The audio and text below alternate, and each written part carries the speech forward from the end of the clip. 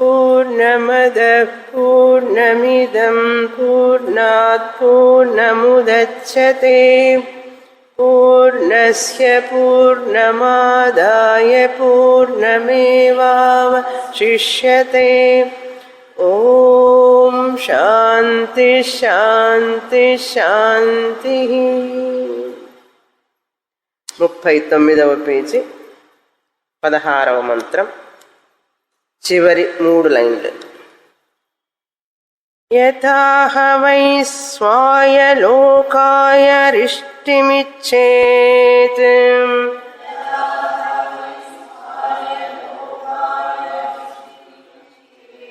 ఏవం హైవం విదేమ్ సర్వాణి భూతాని అరిష్టిమిచ్చంతి తద్వా ఏతద్విదితం మీమాంసితం.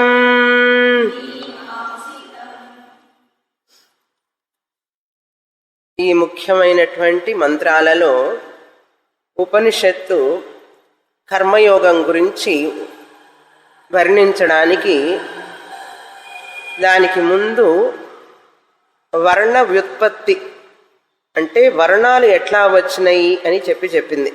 బ్రాహ్మణ వర్ణం, క్షత్రియ వర్ణం, వైశ్య శూద్ర వర్ణాలు ఎలా వచ్చినాయి అని చెప్పింది.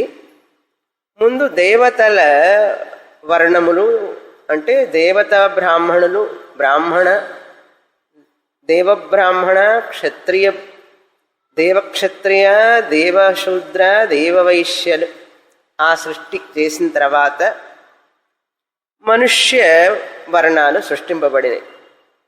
మనుష్య బ్రాహ్మణ, మనుష్య క్షత్రియ, మనుష్య వైశ్య, మనుష్య శూద్ర. ఈ వర్ణాలు దేనికి అని అంటే వైదిక కర్మలు ఎవరెవరు ఏమేమి చెయ్యాలి అని చెప్పడానికి. వైదిక కర్మలు బ్రాహ్మణులకే కాదు, క్షత్రియులకు ఉన్నాయి, వైశ్యులకి కూడా ఉన్నాయి వైదిక కర్మలు. కనుక ఏ ఏ వర్ణాలు ఎవరెవరు చెయ్యాలి అనే దానికి మనకు చక్కగా వివరణ ఇక్కడ ఉపనిషత్తులో చెప్పబడుతోంది. ఈ వర్ణ వ్యవస్థ గురించి చెప్పిన తర్వాత అదేవిధంగా ఆశ్రమాల గురించి చెప్పడం. బ్రహ్మచర్యాశ్రమం, గృహస్థాశ్రమం, వానప్రస్థాశ్రమం, సన్యాసాశ్రమం. ఆ ఆశ్రమాలన్నీ కూడా వర్ణాలు దేనికోసం అంటే వృత్తిని, ఏ వృత్తి ఎవరు చెయ్యాలి, బ్రాహ్మణులు ఏ వృత్తి చెయ్యాలి వారి వారి స్వభావం ప్రకారంగా, క్షత్రియులు ఏ వృత్తి చెయ్యాలి, వైశ్యులు శూద్రులు, అలా వృత్తి నియామకం వర్ణం వలన మనకు బోధపడుతుంది. అదేవిధంగా ఆశ్రమం ఏ ఏ వయస్సులో ఏం చెయ్యాలి, బ్రహ్మచర్య ఆశ్రమంలో ఏం చెయ్యాలి, గృహస్థాశ్రమంలో ఏం చెయ్యాలి, ఇవన్నీ కూడా ఆశ్రమ ధర్మాలు అంటారు. కనుక వర్ణ ఆశ్రమ ధర్మాలు చక్కగా మనకు శాస్త్రంలో మనిషి ఆధ్యాత్మిక ఉన్నతి కోసం చెప్పబడినాయి.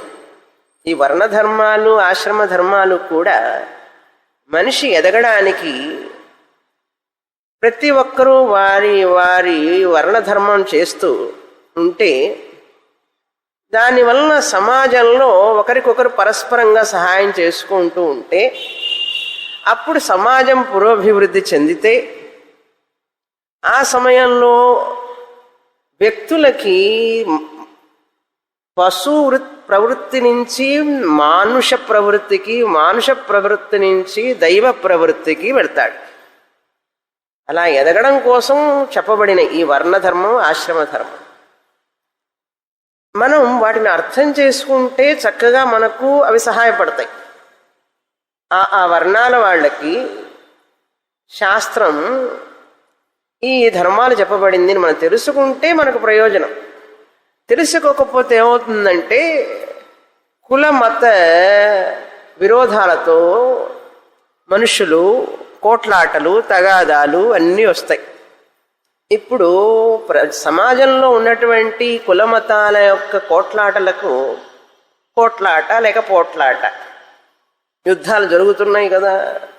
కారణం ఏమిటి దేనికి అంటే ఇది తెలుసుకోకపోవడమే. తెలుసుకోకపోగా దాన్ని తప్పుగా అన్వయించుకోవడం. ఎప్పుడైతే ఒక విషయాన్ని ఆ విషయంగా తెలుసుకోలేకపోతే దాన్ని మరొక విధంగా భ్రమించే అవకాశం ఉంది కదా. ఎట్లాగైతే మనం వేదాంతంలో చెప్తాం కదా, పాము చూస్తాం తాడు మీద, తాడుని తాడుగా తెలుసుకపోవడం ఒక తప్పు, అగ్రహణం ఆవరణం వలన. తాడుని పాముగా చూడటం రెండో తప్పు. రెండు తప్పులు జరుగుతున్నాయి అక్కడ, దోషాలు. ఏమిటి? తాడుని తాడుగా చూడకపోవడం ఒక తప్పు. అలా చూడకపోవడం వలన నెక్స్ట్ కాన్సిక్వెన్స్ ఏంటి అంటే తాడు మీద పామును చూడటం. పామును చూసినప్పుడు ఏమవుతుంది? దాన్ని కొట్టాలని, దాని నుంచి భయం. ఈ రెండు తప్పుల వల్ల మనిషిలో అలజడి రేగెత్తుతుంది కదా. అదేవిధంగా ఇక్కడ కూడా అట్లా అన్వయించుకుంటే మనం ఈ వర్ణ ఆశ్రమ ధర్మాలు చక్కగా వేదంలో చెప్పబడినవి తెలుసుకోవాలి. అది చెప్పగలిగిన వాళ్ళ దగ్గర మనం వినాలి. అది చదివి విని మనం అది చదివిన వాళ్ళ దగ్గర వింటే మనకు తెలుస్తుంది. ఏముందండి ఇవన్నీ ఉపనిషత్తుల్లో వేదాల్లో ఏముందంటే ఏముందో తెలుస్తుంది కదా, చదివితే కదా, వింటే కదా. విన్న తర్వాత ఈ వర్ణధర్మం ఆశ్రమ ధర్మం చక్కగా తెలుసుకుంటే మనం ఆ విషయాన్ని చక్కగా గ్రహిస్తున్నాం. ఇప్పుడు తెలుసుకోకపోతే ఏమవుతుంది? వర్ణధర్మం ఆశ్రమ ధర్మాలు ఇవన్నీ మాకు అవసరం లేదన్నాం అనుకోండి, తెలుసుకోకపోవడం ఒక తప్పు, అగ్రహణం ఒక తప్పు. తెలుసుకోకపోవడం వలన వచ్చేటటువంటి సమస్యలు, దోషపూరితమైన ఆలోచనలు. మేము హీనవర్ణం వాళ్ళమా, మీరు ఉన్నత వర్ణం వాళ్ళ, ఫార్వర్డ్ క్యాస్ట్ బ్యాక్వర్డ్ క్యాస్ట్. అసలు ఈ ఫార్వర్డ్ బ్యాక్వర్డ్ అనేది పేర్లు ఎవరు పెట్టారు? ఫార్వర్డ్ బ్యాక్వర్డ్ అనే పేర్లు లేవు అసలు అప్పుడు వైదిక కాలంలో. శబరి కొరికిన పండ్లు తిన్నాడు రాముల వారు, గుహుడితో ఎంత ప్రేమగా ఉన్నాడు రాముల వారు, కృష్ణ పరమాత్ముడు అంతే.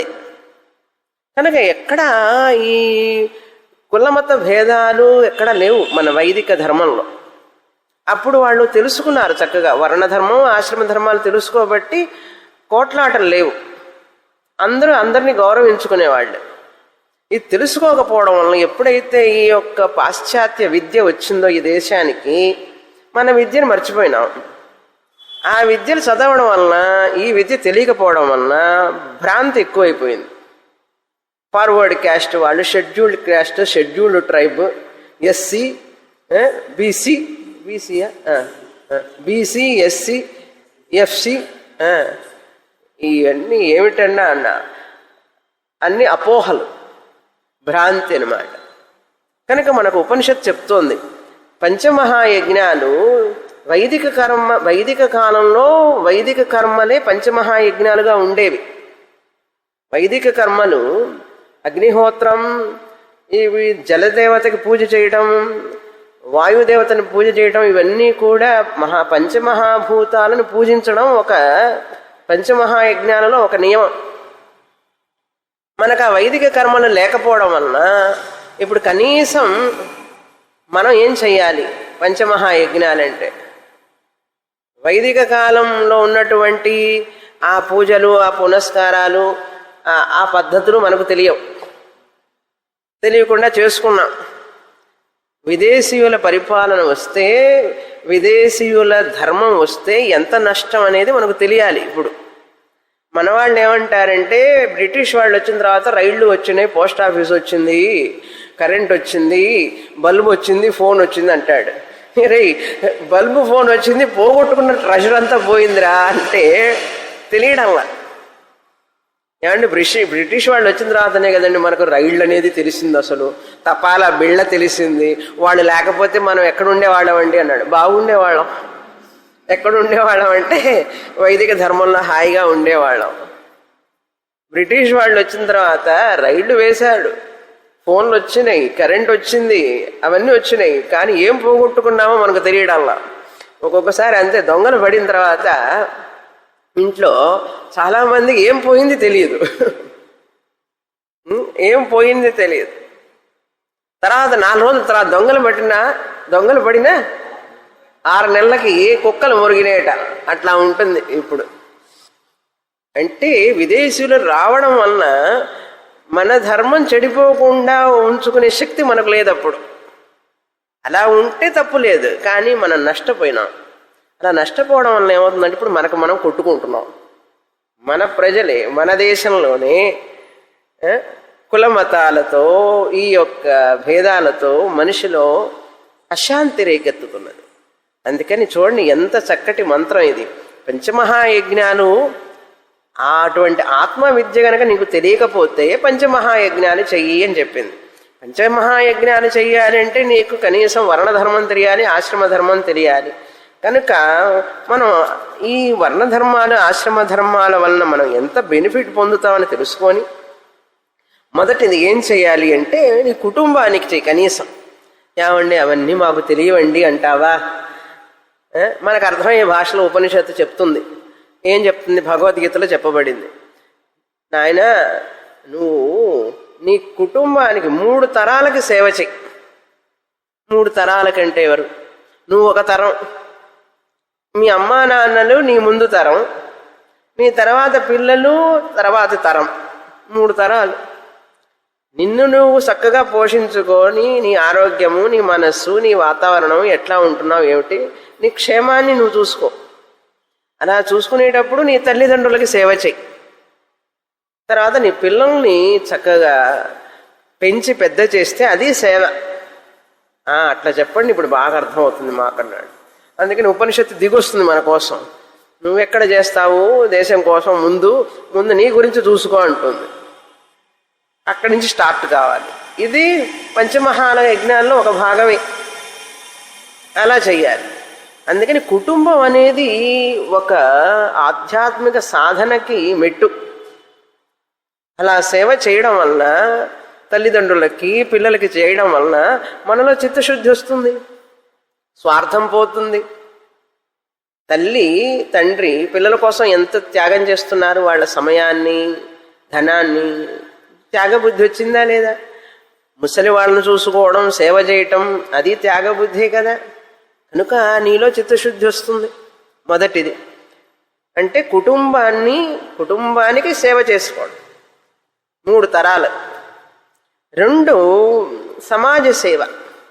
నువ్వు ఉంటున్నటువంటి పరిసరాలు, ఎక్స్నోరా అంటారు చూడండి. ఇప్పుడు మనం ఉండే స్ట్రీట్లు శుభ్రంగా ఉండాలి కదా, లేకపోతే ఏమవుతుంది, వ్యాధులు వస్తాయి.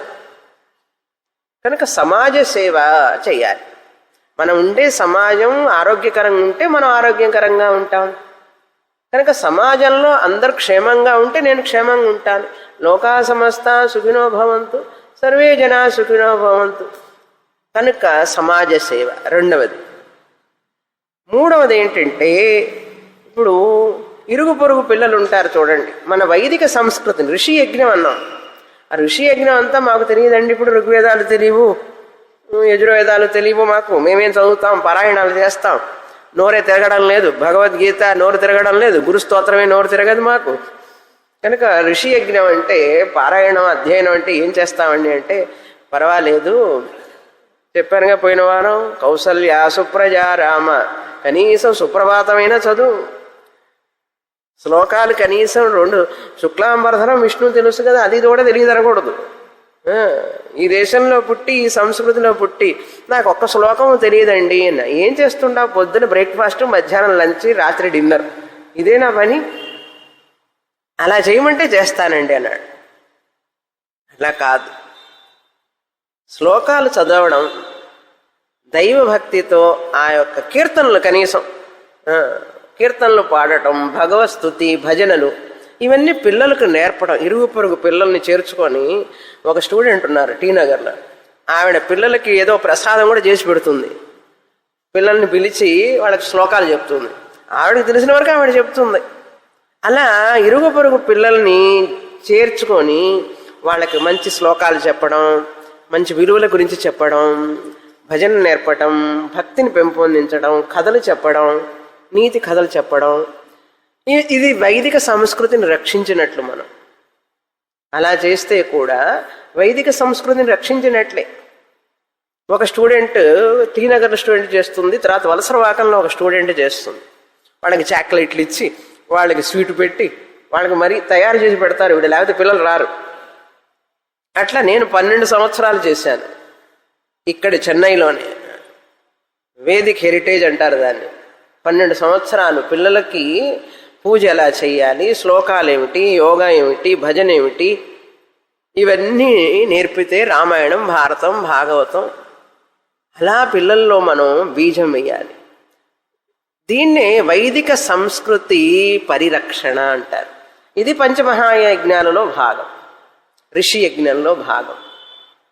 కనుక మనం పంచమహాయజ్ఞానం అంటే ఏం చేయాలి మనం ఇప్పుడు తెలుసుకోవాలి కదా. ఉపనిషత్తులో ఉంది, చదివాను. నేనేం చేయాలి ఇప్పుడు?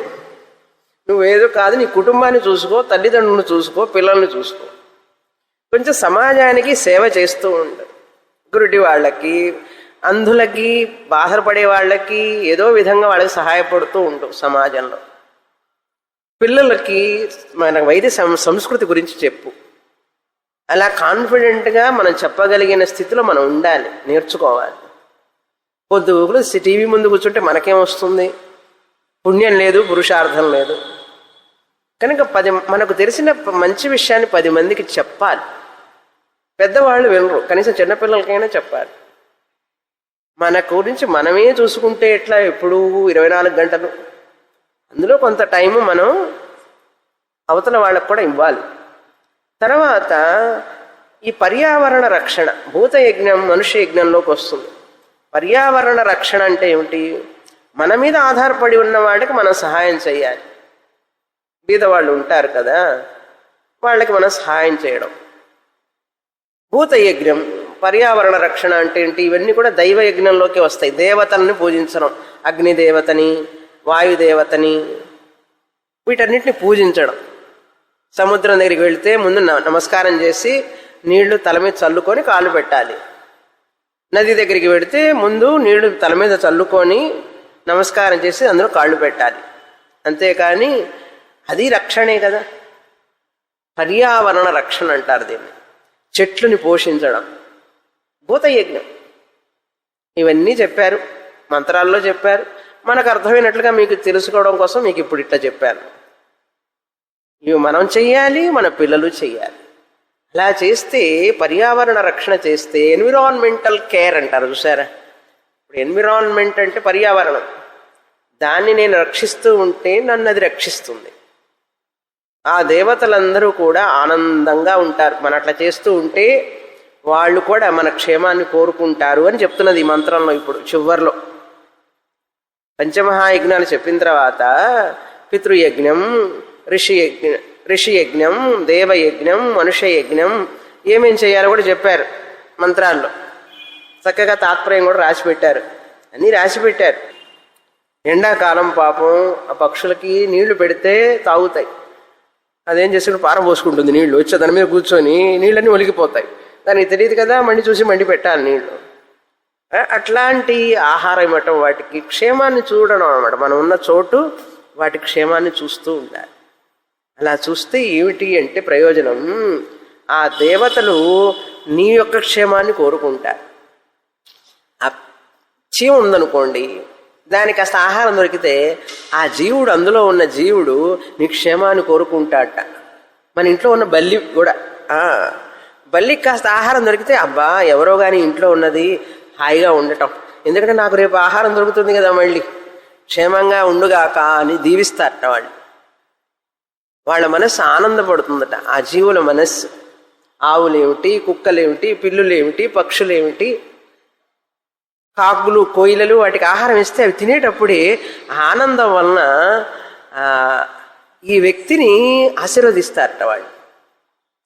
ఇది బాగుంది వినటానికి. ఇప్పుడు తర్వాత చెప్తున్నారు, ఇలా నువ్వు చేస్తూ ఉంటే వాళ్ళు ఏం చేస్తారంటే నిన్ను ఇట్లాగే ఉంచుతారు, ఇంకా జ్ఞానానికి వెళ్లకుండా. ఎందుకంటే మమ్మల్ని పోషిస్తూ ఉండు దేవతలు, పితృదేవతలు, ఈ ఎన్విరాన్మెంట్ ఇవన్నీ కూడా కొంతకాలం చేసిన తర్వాత ఆంధ్ర సన్యాసం తీసుకోవాలి.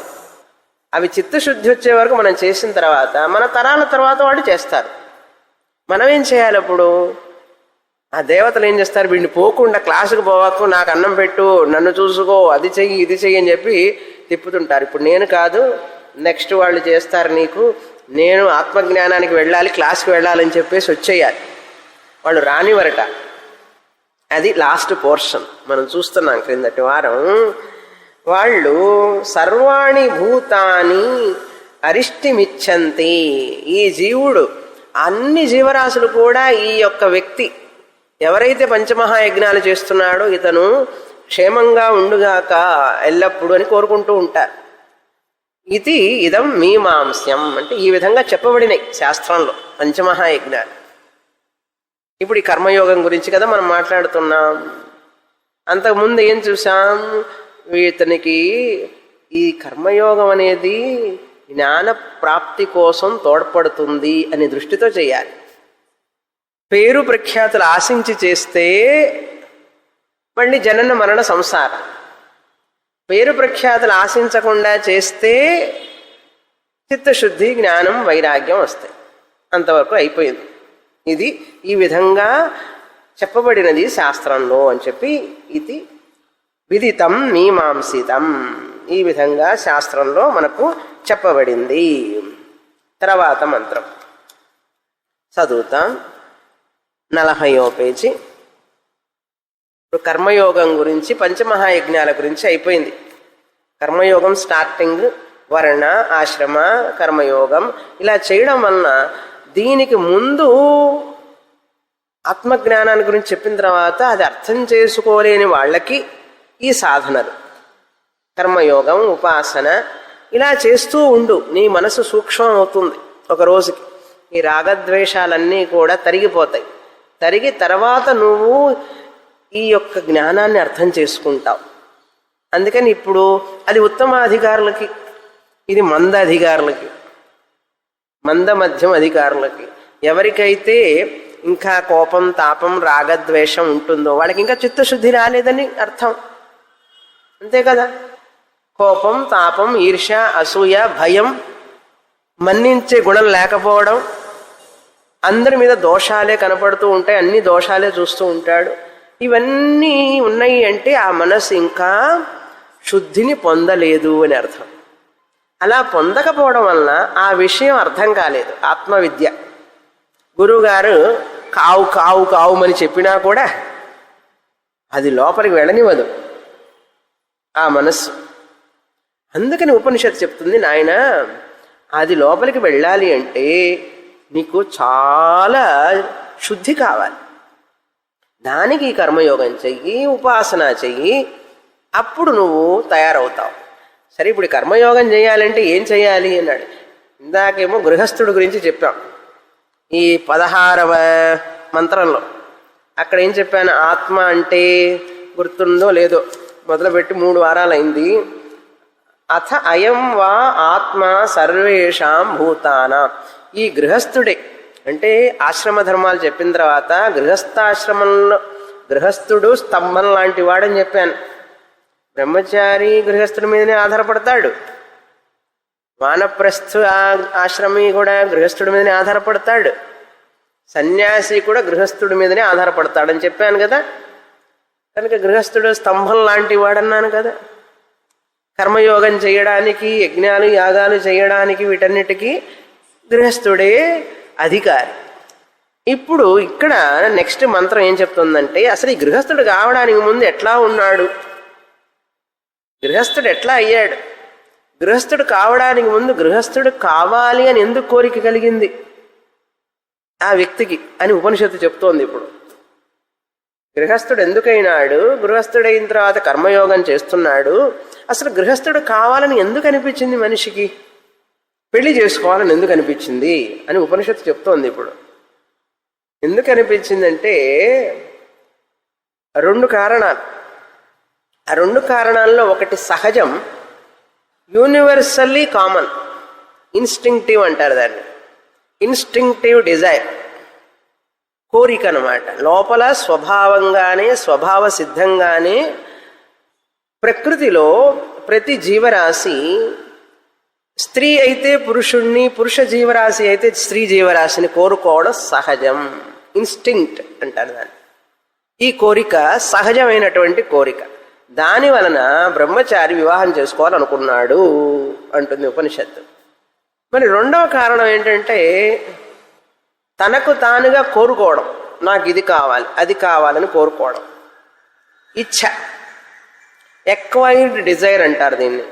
ఇన్స్టింక్టివ్ డిజైర్ మొదటిది, అందరికీ సామాన్యంగా ఉండేదే అది, ఆ కోరిక. ఏం కోరిక?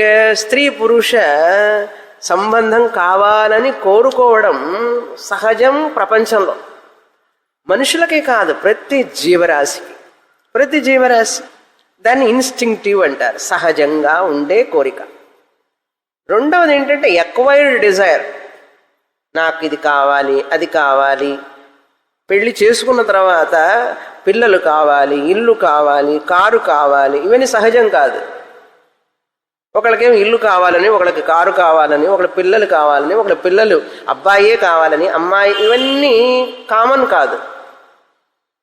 వాళ్ళ వాళ్ళ యొక్క కోరికలను బట్టి కోరుకుంటారు. ఎక్వైర్డ్ డిజైర్స్ అంటారు వాటిని. దానివల్ల ఇప్పుడు బ్రహ్మచారి గారు వస్తున్నారు. ఆయన పాత్ర ఏమంటారు చూడండి. ఇక్కడ ఆత్మ అంటుంది, అక్కడ ఆత్మ అంటే గృహస్థుడు అని చెప్పాం. ఇక్కడ మంత్రంలో 17వ మంత్రం చదువుతాం ఇప్పుడు, 40 పేజీలో. ఆత్మైవేదమగ్ర ఆసీత్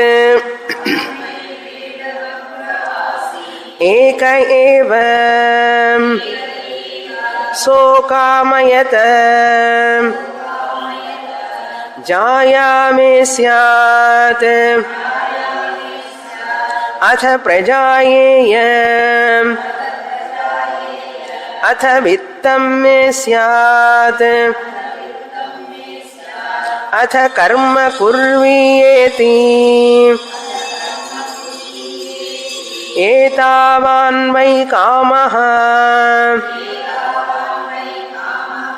నేచ్ఛంశ్చానతో భూయః విందేత్ చానతో భూయః విందేత్ తస్మాదపి ఏతర్హి కాకీ కామయతే జాయామి స్యాత్ అథ ప్రజాయేయ అథ విత్తం మే స్యాత్ అథ కర్మ కుర్వీయేతి స యావదపి ఏతేషామేకైకం న ప్రాప్నోతి అకృష్ణ ఏవ తావన్మన్యతే.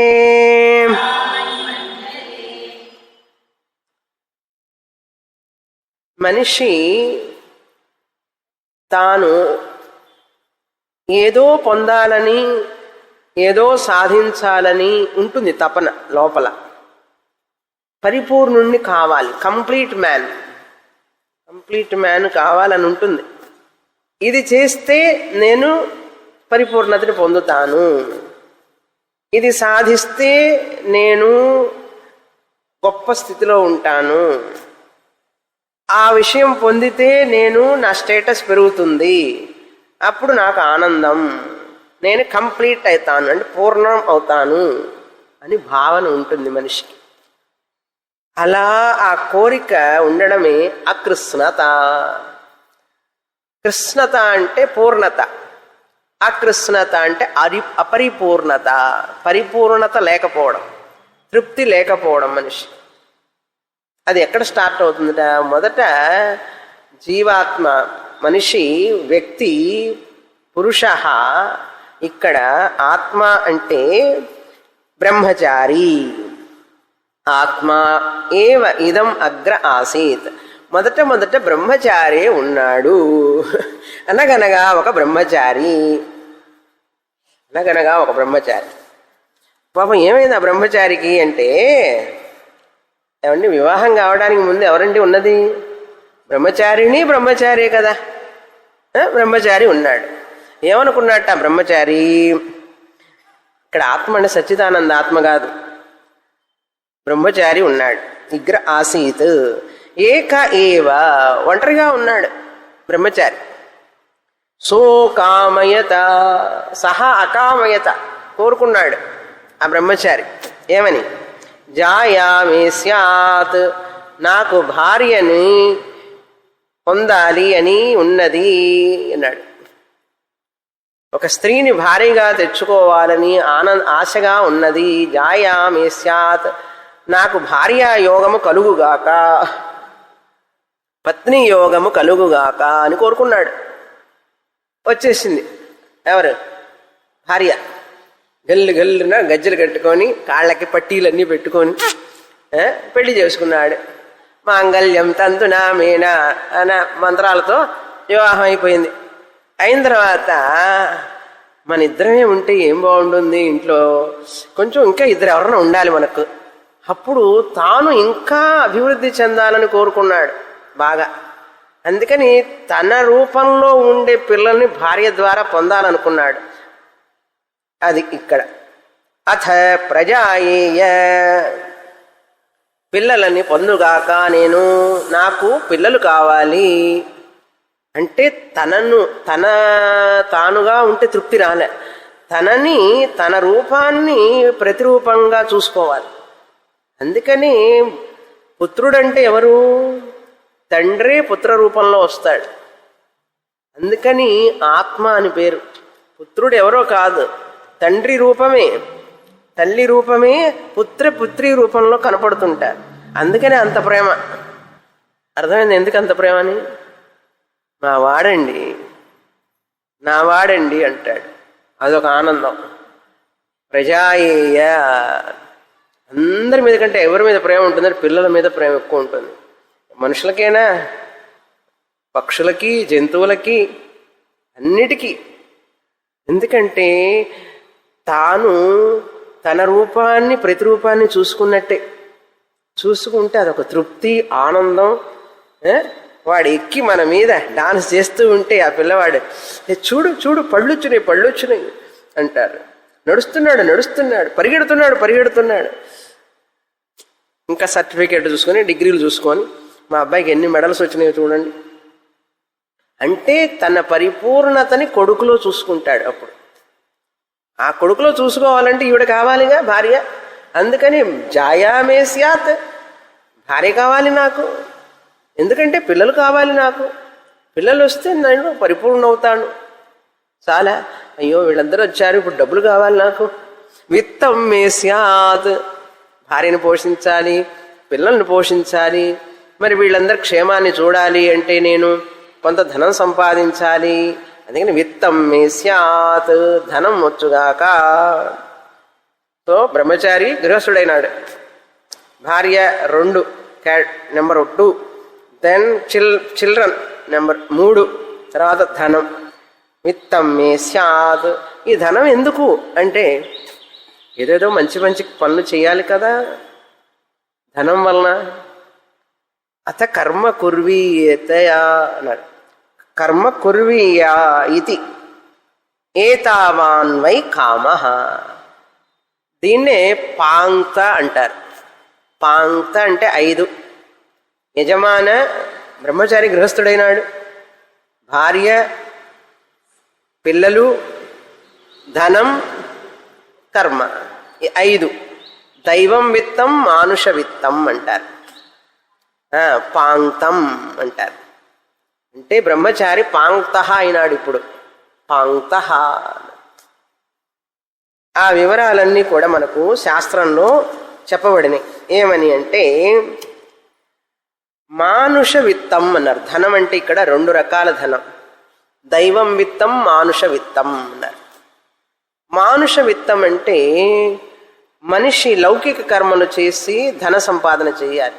ఇప్పుడు ఇప్పుడు వైదిక కర్మలు చెయ్యాలన్నా ఆయుష్ హోమం చేయాలి, సుదర్శన హోమం చేయాలి, ఒక పూజ చేయించాలి, ఒక అభిషేకం చేయించాలి. ఎక్కడైనా ఏదైనా ఇప్పుడు పిల్లవాడికి కొన్ని సంస్కారాలు చేయాలంటే ధనం కావాలి.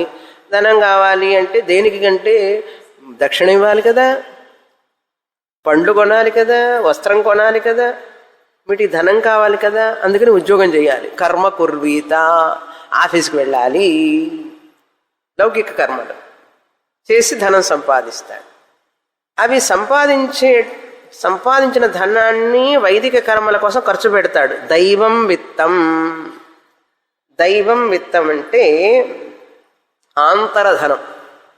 మానుష విత్తం అంటే బాహ్యధనం. ఆంతరధనం ఏమిటంటే శాస్త్ర జ్ఞానం. కొన్ని మంత్రాలు, కొన్ని పూజలు. పూజారి అడుగుతాడు, ఓం భూ అంటాడు. ఆయన ఓం భూ అని చెప్పి వదిలిపెడతాడు వీడిని. నువ్వు చదవాలి తర్వాత, అది ప్రాణాయామం చెయ్యి అని అర్థం. ప్రాణాయ స్వహ అట్లా చెప్పాలి. ఓం భూహ అదేమిటి అని అడగకూడదు. ముక్కు పట్టుకో అంటాడు. ముక్కు పట్టుకోండి. ఎవరు ముక్కు పట్టుకోవాలి అని అడగకూడదు. ఆచమనం చెయ్యి అంటే నీళ్లు ఇట్లా చెయ్యి కడుక్కోమని చెప్పి ఇస్తే నీళ్లు తాగుతాడు. ఎప్పుడు తాగాలి, ఎప్పుడు కడుక్కోవాలో తెలియాలి. దీన్నే ఏమంటారంటే దైవం విత్తం అంటారు. కొంత మినిమం జ్ఞానం కావాలి. తాళి కట్టరా అంటే అమ్మాయికి నేను లేవలేనండి మీరే కట్టండి అనకూడదు. పురోహితుడిని లేచి కట్టాలి కదా. ఇప్పుడు లేవకుండానే కడుతున్నారు పక్క నుంచి అనుకోండి. ఆ రోజుల్లో లేచి కట్టేవాళ్ళు వివాహం చేసేటప్పుడు. ఇప్పుడు లేవకుండా లేస్తే ఫోటోలు పడదు ఫేస్, ఎందుకంటే ఎదురుగా తిరగాలి కదా. ఎదురుగా తిరిగితే బాగుండదు. ఇప్పుడు అందుకని ఇట్లా చేస్తూ కడతాడు. ఫోటో వైపు చూస్తూ తాడి కట్టడం ఏమిటండి? అంటే ఎవరు కట్టారో రిజిస్టర్ కావాలి కదా అందులో. అందుకని మోసాలు చేస్తున్నారు కాబట్టి ముఖం తిప్పు అంటాడు. ఆ రోజుల్లో అట్లాంటి ప్రాబ్లం లేదు. అందుకని అమ్మాయి మొహం చూస్తూ కడతావా తాళి, ఫోటో చూస్తూ కడతావా? ఎందుకైనా మంచిదండి, వీడు మొహం ఇటు తిప్పితేనే బెటర్, రేపు నేను కట్టలేదంటే. కలికాలం కదా. అందుకని వీడియోలు బోలెడని తీస్తున్నారు ఇప్పుడు. వెనకటి రోజుల్లో వీడియోలో ఫోటోలో ఏమైనా ఉన్నాయా? మనస్సే వీడియో. ఎక్కడి నుంచో అక్కడికో వెళ్ళాం కనుక మానుష విత్తం అంటే దక్షిణ ఇవ్వడానికి కావాలి, హోమ ద్రవ్యాలు కొనడానికి కావాలి, లౌకికమైనటువంటి ధనాన్ని సంపాదించుకోవాలి, భౌతిక ధనాన్ని సంపాదించాలి. దైవం విత్తం అంటే కనీసం ఏం కర్మలు చేస్తున్నాం, దేనికి చేస్తున్నాం, ఎలా చెయ్యాలి అనేది కూడా తెలియాలి. దాన్ని దైవం విత్తం అంటారు. ఆంతరధనం. ఇప్పుడు ఈ 5 కలిపితే పాంక్తః అని. అలా వచ్చిన తర్వాత ఈ కర్మలు చేసేటప్పుడు ఒక్కొక్క విషయానికి ఎలా తృప్తి పొందుతాడు అనే విషయాన్ని చెప్తున్నారు ఈ మంత్రంలో. చూడండి. అథ కాదు, ఆత్మా ఏవ ఇదమగ్ర ఆసీత్ సహ అకామయత జాయామే స్యాత్ అథ ప్రజాయేయ అథ విత్తం మే స్యాత్ అథ కర్మ కుర్వీయ ఇతి. ఇంతవరకు అర్థమైంది కదా. ఇప్పుడు ఈ విత్తం అనేది చెప్పాను. మానుష విత్తం, దైవం విత్తం. దేనికిరా అంటే కర్మలు చేయడం కోసం. అంతేగాని డబ్బులు సంపాదించుకున్నంతా బ్యాంకులో పెట్టుకోవడానికి కాదు. దానం చెయ్యాలి, మంచి పనులు చెయ్యాలి, అన్నదానం చెయ్యాలి, వస్త్రదానం, ఛత్రదానం, విద్యాదానం, ఇవన్నీ చెయ్యాలి. ధనం ధర్మార్థం అన్నాడు. పారే నీరు స్వచ్ఛంగా ఉంటుంది. పారకుండా అక్కడే నిలిచిపోయి ఉంటే పాచిపట్టి వాసన వస్తుంది. ధనం కూడా అంతే. కూడబెట్టి అప్పిస్తున్నారు కథలోలాగా. కూడబెట్టుకో, నీకెంత కావాలో అంత ఉంచుకొని మిగతాది ఇంకా దీని తర్వాత నేను అన్ని దానాలకేనండి, దాన ధర్మాలకేనండి, ఇంకా ఆ డబ్బులన్నీ కూడా నేను సమాజ సేవకి, మంచి వాళ్ళకి, అందరికీ అన్నదానం, వస్త్రదానం, విద్యాదానం, స్కూళ్ళకి, కాలేజీలకి, గుళ్ళకి, అన్నిటికీ ఇస్తూ ఉంటాను అని రావాలి. అది కర్మ కుర్వీత అని. బ్రాహ్మణులు వస్తే, పూజ చేయడానికి వస్తే బేరం చేస్తాం వాళ్ళతో. ధనం అంతా మురుగుతూ ఉంటుంది, బోరెడంత ధనం. వాళ్ళకి దక్షిణ ఇవ్వడానికి వచ్చేటప్పటికి 10 రూపాయలు ఇవ్వాలంటే బేరం చేస్తాం. చూడండి, హాల్ ఫిక్స్ చేస్తారు 1,50,000 రోజుకి హాలుకి 2 రోజులు ఒక హాలుకి పెళ్లికి 5 లక్షలు ఖర్చు పెడతారండి. అక్కడ పూజ పెళ్లి చేయడానికి వస్తాడు చూసాడా, ఆయన దగ్గర మాత్రం బేరం చేస్తారు. డబ్బులు ఇవ్వాలనిపించదు. అంటే తన భోగాల ఖర్చు పెట్టుకుంటాడు కానీ అవతల వ్యక్తికి ఎంత, వాళ్ళ జీవితానికి ఎంత కావాలి, ఎంత అవసరం అనేది ఆలోచించం. అంటే తన పటాటోపం కోసం ఖర్చు పెట్టడానికి ఇష్టపడతాడు కానీ వస్తుతః అవతల వ్యక్తికి ఉపయోగపడేటట్లుగా ఖర్చు పెట్టాలని ఉండదు మనిషికి. చూసారా, అవతలి వాడి ప్రయోజనం కోసం నా ధనం ఉపయోగపడాలి కానీ నా పేరు ప్రఖ్యాతుల కోసం కాదు ధనం. ఒక మంచి జరగాలి అని ధనం ఖర్చు పెట్టాలి. అలా చేస్తే అప్పుడు భగవంతుడు కూడా ఆ వ్యక్తిని ఆశీర్వదిస్తాడు. లేకపోతే నీ పటాటంపం కోసమో నీ పేరు ప్రఖ్యాతుల కోసం నువ్వు చేస్తే నీకు అశాంతి, నీ ధనం వలన నీకే రక్షణ లేకుండా పోతుంది. అందుకనే చాలామంది దాన ధర్మాలు చేయని వాళ్ళందరికీ ఆ ధనం ఉండడం వలన అనేక సమస్యలు. ఇప్పుడు మంచి పేరన్నా సంపాదించుకుంటూ ఉంటే ఆ మనసు ఆనందంగా ఉంటుంది. కానీ డబ్బు ఖర్చు పెట్టాలంటే మనసు రాదు కదండి, మనసు రాదు, చాలా కష్టం. ఎంత కష్టపడి సంపాదించుకున్నాను, ఇది ఖర్చు అయిపోతే ఎట్లా, ఊరికి మురుగుతూ ఉంటుంది లోపల. అయినా సరే అక్కడ ఉండనివ్వండి అది. అందుకని కొంతమందికి ఇంట్లో ఉన్న వస్తువులు కూడా ఎవరికి ఇవ్వడం ఇష్టం ఉండదు. ఉండని మన వస్తువులు, ఎందుకంటే అభిమానం, ఆ వస్తువుల మీద అభిమానం, ధనం మీద అభిమానం. ఎందుకంటే తనకు అంతా తనకే కావాలని కోరిక. అంటే ఇప్పుడు వివాహం చేసుకొని పిల్లల్ని కని ధనం సంపాదించి మంచి పనులు చేసి తాను పరిపూర్ణుని కావాలని కోరుకుంటున్నాడు మనిషి. ఉపనిషత్తు అంటుంది, ఇంతకంటే ఏం చేయగలవు నువ్వు చెప్పు? ఆహా, ఇంతే కదా, నువ్వు మహా కోరుకున్నావు, ఇంతకంటే ఏం సాధిస్తావు అని అడుగుతున్నది ఉపనిషత్తు. పెళ్లి చేసుకోవాలనిపించింది, ఒంటరిగా ఉన్నాను, దిగులుగా అనిపించింది, దగ్గర స్కూటర్ మీద వెళ్తూ ఉంటే వెనకాల సీటు ఖాళీగా ఉంది అని అనిపించి పెళ్లి చేసుకున్నా. పిల్లలు కావాలనుకున్నావు, డబ్బులు కావాలన్నావు, సంపాదించావు, కొన్ని ధర్మకార్యాలు చేస్తున్నావు.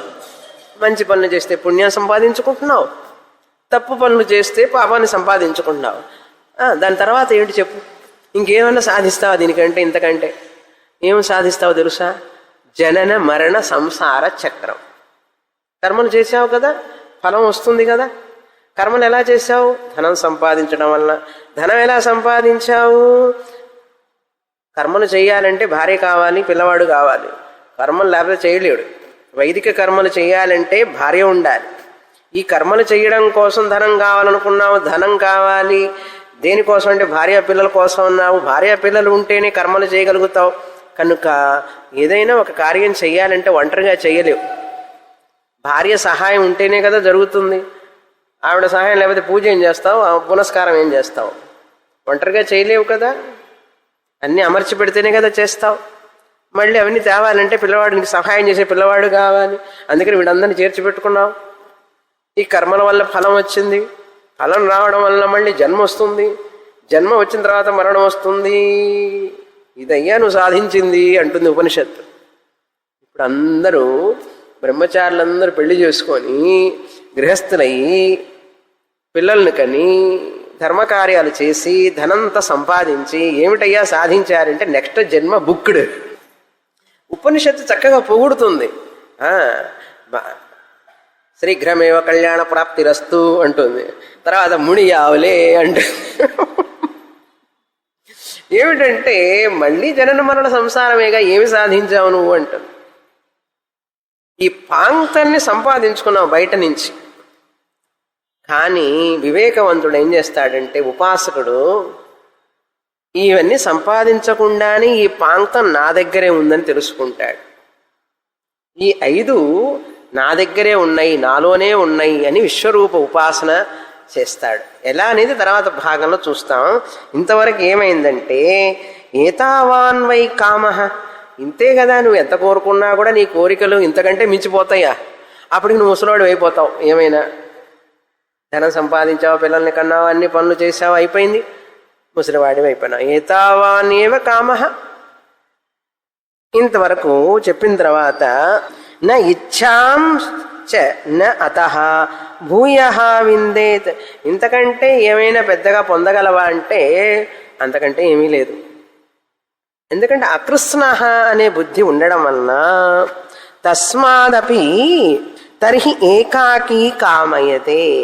ఇందాక చెప్పింది ఉపనిషత్తు ఇప్పుడు చెప్తోంది మళ్ళీ. జాయామే స్యాత్. ఈ పైన చెప్పిందేమో ఉపనిషత్తు ఒక వ్యక్తి ఇలా కోరుకుంటాడు దీనికోసం వాటి కోసం అని చెప్పిన తర్వాత ఈ విధంగా కోరుకుంటున్నాడు అని చెప్తున్నది. జాయామే స్యాత్ ప్రజాయేయ అథ విత్తం మే స్యాత్ అథ కర్మ కుర్వీయ ఇది అని ఉపనిషత్తు ఇలా కోరుకుంటాడు పరిపూర్ణత లేని వ్యక్తి తాను అపరిపూర్ణ అనుకుంటూ అని చెప్పింది. అలా ఆ వ్యక్తి ఎట్లా కోరుకుంటాడు అని చెప్పి అతని నోటి ద్వారా చెప్పిస్తున్నది. చెప్పి సహా యావదపి ఏతేషాం ఏకైకం న ప్రాప్నోతి. వీటిట్లో ఏ ఒక్కటి పొందకపోయినా కూడా ఏకైకం నా ప్రాప్నోతి. భార్యను పొందకపోయినా, పిల్లలు పుట్టకపోయినా, ధనం లేకపోయినా, ఏదైనా కార్యాలు మంచి మంచి పనులు చేయలేకపోతే ఏమనుకుంటాడు తెలుసా? అకృష్ణ అనుకుంటాట. మన్యతే న ప్రాప్నోతి అకృష్ణ ఏవ తావన్ మన్యతే. తనను తాను ఏందండి పెళ్లి కాలేదు, ఎంతో వయసు వచ్చింది, అమ్మాయిని ఎంతమందినో చూసామండి దొరకలేదండి. ఆ కృష్ణ పెళ్లి కాకపోతే జీవితం అంతా ఏమి పనికిరానిట్లా. చూసారా, పెళ్లి కాకపోయేటప్పటికి ఆ అమ్మాయి అంతే అబ్బాయి అంతే దిగులు పడిపోయి నన్ను ఎవరు పెళ్లి చేసుకోలే, నన్ను ఎవరు ఇష్టపడలే అని దిగులు పడుతుంటాడు. సరే పోనీ ఎవరో చూసి వచ్చిందే అనుకో, దొరికింది చాలా. నేను ఎవరిని గురించి చెప్పడం లేదండి, మామూలుగా ఉపనిషత్తులో చెప్తున్నా. వచ్చింది, పిల్లలు పుట్టలేదే పక్క వాళ్ళు ఇంకా పిల్లలు పుట్టలేదా నీ సమయంలో పెళ్లి చేసుకున్నవాడు నీ తర్వాత పెళ్లి చేసుకున్న వాళ్ళు కూడా పిల్లలు పుట్టారంటారు. అది వేరే. ఒక కాయ కాయలేదండి, ఏం కాయ కాయలేదండి ఏంటంటే పిల్లలు పుట్టలేదని అర్థం. అదొక దిగులు. పెళ్లి కాకపోతే అకృష్ణ అనుకున్నాడు ముందు, పరిపూర్ణుడిని కాదు నేను అనుకున్నాడు. పిల్లలకు పుట్టకపోతే పిల్లలు పుట్టలేదండి గొడ్రాలని అంటున్నారు. పిల్లలు పుట్టకపోతే వాడిని అబ్బాయిని అంటారు, ఈ అమ్మాయిని అంటారు. అదొక అతృప్తి. అందుకని ఆ హాస్పిటల్ తిరిగి ఈ హాస్పిటల్ తిరిగి రకరకాల మందులు వేసుకొని కష్టపడి ఎట్లాగైనా ఒక నలుసును కన్నా ఇదే భాష. వీళ్ళకు ఒక తాపత్రయం, వీళ్ళకి పుట్టలేదని ఇంట్లో తల్లిదండ్రులు, ఇంకా పుట్టలేదని బంధువులు, అమ్మమ్మ తాతయ్య అందరూ, ఇంకా ఏం కలగలేదా అన్నాడు. అప్పుడు వీడికి ఇంకా అవది పెద్ద దిగులు. అంతకుముందు పెళ్లి కాలేదని దిగులు అనుకున్నాను, ఇప్పుడు పెళ్ళి అయిన తర్వాత దిగులు వదలలేదే నన్ను అన్నాడు. నేను చెప్తుంటే అప్పుడప్పుడు ఇప్పుడే కదండి పెళ్ళయింది, 2 ఏళ్ళే కదా, కొంతమందికి 7 సంవత్సరాల తర్వాత 10 సంవత్సరాల తర్వాత పుడతారంటారా? మళ్ళీ అడుగుతారు, పుడతారంటారా? కాస్త విభూతి పెట్టండి, ఎందుకంటే మీకు కటాక్షం ఉంటే పుడతారు. ఏంటంటే పిల్లలు పుట్టకపోతే ఆ కృష్ణ దిగులు చింత. పుట్టారండి, వీడిని చదివించాలి కదా, డబ్బులు చాలడం లేదు.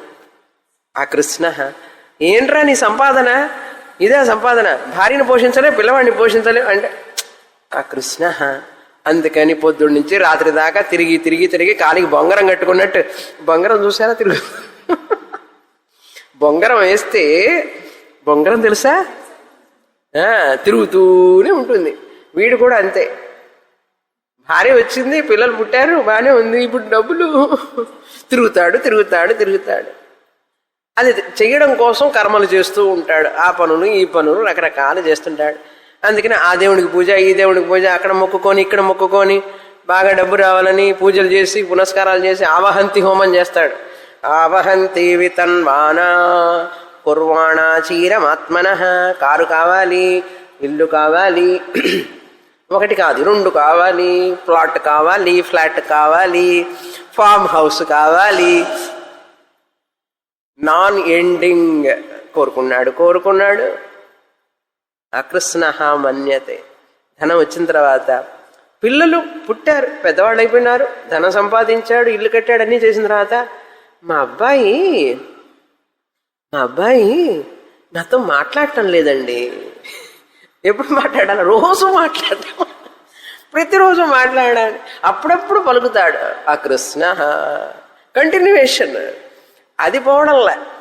అక్కడ పెళ్లి కాకపోతే అకృష్ణ అనుకున్నాడు, పిల్లలు పుట్టకపోతే అకృష్ణ అనుకున్నాడు, ధనం సంపాదించకపోతే అకృష్ణ అపరిపూర్ణుడు అనుకున్నాడు. అన్ని పనులు చేసి అన్ని ఎస్టాబ్లిష్ చేసిన తర్వాత ఆ అమ్మాయి అబ్బాయి వాళ్ళ పిల్లల్ని చూసుకుంటున్నారే కానీ నన్ను చూడటం లేదే. కనుక నీ అపరిపూర్ణత తగ్గిందా? పోలేదే. అకృష్ణ ఇది మన్యతే. చూస్తున్నాంగా మనం, పిల్లలు అయింది, పెళ్ళి అయింది, వాళ్ళు వెళ్ళిపోయినారు. అయినా కూడా ఇప్పుడు ముసలోళ్ళు ఇద్దరు ఉన్నారు ఇంట్లో. ఉంటే వాళ్ళిద్దరికి కూడా ఒకళ్ళనొకళ్ళు, నేను రిటైర్ అయిపోయిన తర్వాత నన్ను పట్టించుకోవటల్లా ఆ కృష్ణ. ఆవిడ కూడా అంతే. ఇప్పుడు కదా నాకు మీరు అవసరం, వాళ్ళ పిల్లలు పెళ్ళి అయిపోయి అందరు వెళ్ళిపోయినారు, ఇప్పుడు మీరు నన్ను పట్టించుకోరు ఏంటంటే ఆ కృష్ణ. ఉపనిషత్తు అంటుంది మీరు ఎప్పుడు కృష్ణ అనేది, ఎప్పుడు పరిపూర్ణుడు నువ్వు అంటే ఈ ప్రాపంచికమైనటువంటి ఇవన్నీ నువ్వు కోరుకున్నా అవి దొరికినా కూడా నీకు తృప్తి అనేది రాదు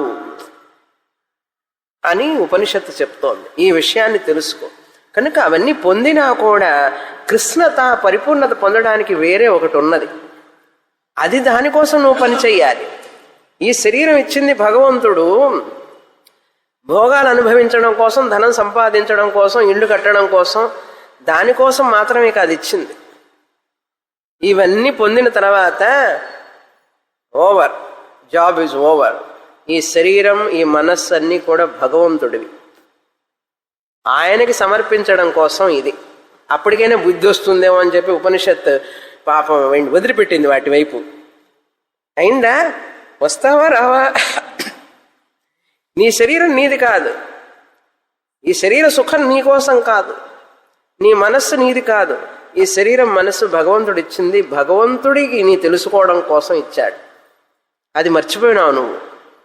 అలా మర్చిపోయి జాయామే స్యాత్, ప్రజాయ స్యాత్, ధనం విత్తం స్యాత్ అని కోరుకున్నావు.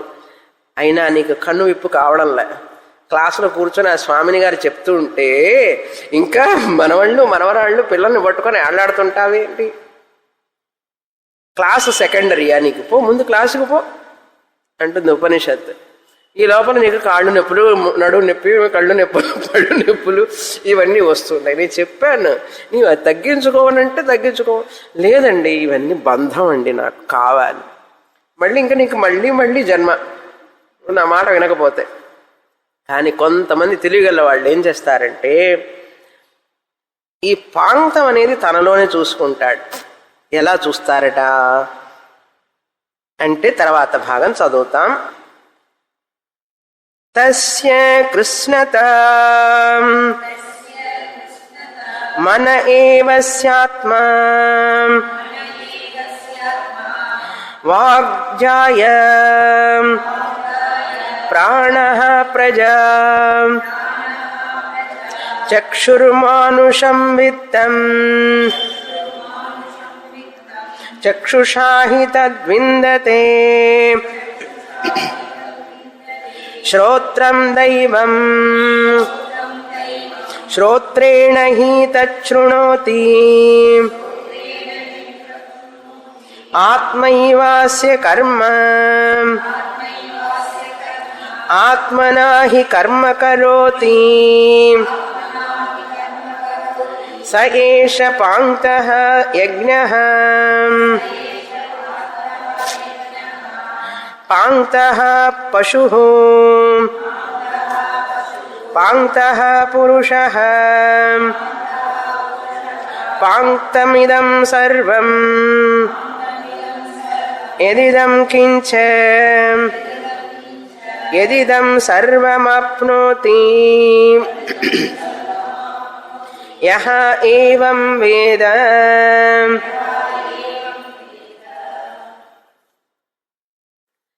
ఇక్కడే నీ లోపలే పాంక్తం ఉన్నది. పాంక్తం అంటే 5. ఏమేమిటి 5 అంటే ఇక్కడ మనస్సే నీకు భార్య అన్నాడు. నీ మనస్సే నీకు భార్యతో సమానం. స్త్రీ అయితే నీ మనస్సే నీకు భర్త. వాక్ మనస్సు భర్త, వాక్ భార్య. నీ మనస్సే నువ్వు, నీ వాక్కే నీకు భార్య. స్త్రీ అయితే ఆమె వాక్కే ఆమెకు భర్త. తర్వాత ఎందుకంటే వాక్ ఆజ్ఞాపిస్తుంది కదా, వైఫ్ కూడా ఆజ్ఞాపిస్తుంది కనుక వాక్ ఇద్దరు స్త్రీలింగమే. ఓకే. ప్రాణశక్తే పిల్లలు, నీ ప్రాణశక్తే పిల్లలు. పిల్లలు పనిచేసి పెట్టినట్టే నీ ప్రాణశక్తి పనిచేస్తుందా లేదా, యాక్టివిటీ. తర్వాత ఈ ప్రాణ ప్రవృత్తి వలన ఉపాసన చేస్తాం, కర్మలు చేస్తాం.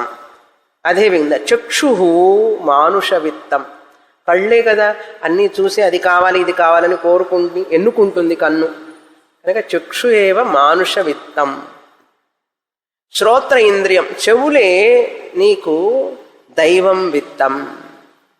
చెవుల వల్లనే కదా మంత్రాలన్నీ వింటావు, తెలుసుకుంటావు, అన్నీ చెవుల వల్లనే కదా, కనుక దైవం విత్తం. కనుక మనిషి పాంక్తమే. ఇవన్నీ పశువులకు ఉన్నాయా లేవా? పశువు కూడా పాంక్తమే, పక్షి పాంక్తమే.